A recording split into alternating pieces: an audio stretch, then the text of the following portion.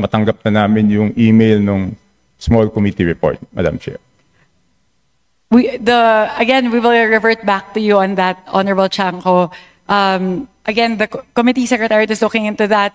This is something that we can discuss internally. It's an internal matter of the Committee on Appropriations. So I would also not want that to hinder all of the other members to ask their questions pertaining to the 2026 fiscal year budget. So if we can get back to you on that, again, I can also ask the COMSEC to sit down and tackle the request, which we will put under consideration. No, Madam Chair, I don't need to sit down with the COMSEC. I am just requesting that each and every member of the House be given the copy of the small committee report wherein makikita po kung saan po nagbawas ng kasi walang madadagdag kung walang binawas.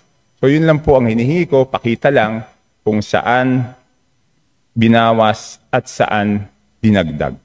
Yun lang ang hinihingi ko. And hindi naman po pwede ngayon lang yan gagawin kasi ano yan public record yan And I'm sorry to disagree, but public funds is not an internal matter. Di ba kaya nga natin ginawang transparent to because it's not internal. Pag nagtanong tayo tungkol sa pera ng taong bayan, every question is valid and every question is a public matter. It is not an internal matter dahil pera po ito ng taong bayan. The procedural point is what's considered as an internal matter. Again, we maintain that the output of the small committee is included in the HGAB. Hindi po. Pero nakasulat po ba sa HGAB kung saan binawas at saan dinagdag? Yun na lang po tatanungin ko, Madam Chair. Pwede pong silipin yung difference ng GAB as filed versus HGAB.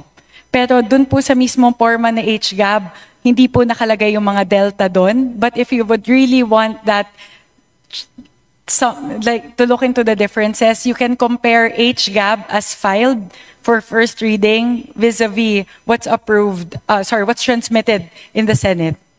Madam Chair, 7,000 pages po yun. Paano ko naman babasahin yun? Doon nga sa BICAM, di ba ang ginawa nila, sinamarize nila at sinabi po nila kung ano yung binawas at ano yung dinagdag. So bakit hindi po natin magawa yun? Di ba 7,000 pages, babasahin natin isa-isa tapos hahanapin natin alin yung tumaas, alin yung bumaba. Sa BICAM po, ang ginagawa po nila, sinasummarize, nakasulat po doon.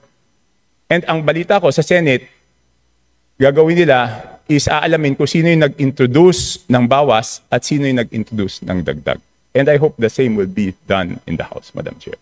But I just want to manifest 5 minutes has passed and the small committee report has not been sent to any of the members. That's on record, Madam Chair.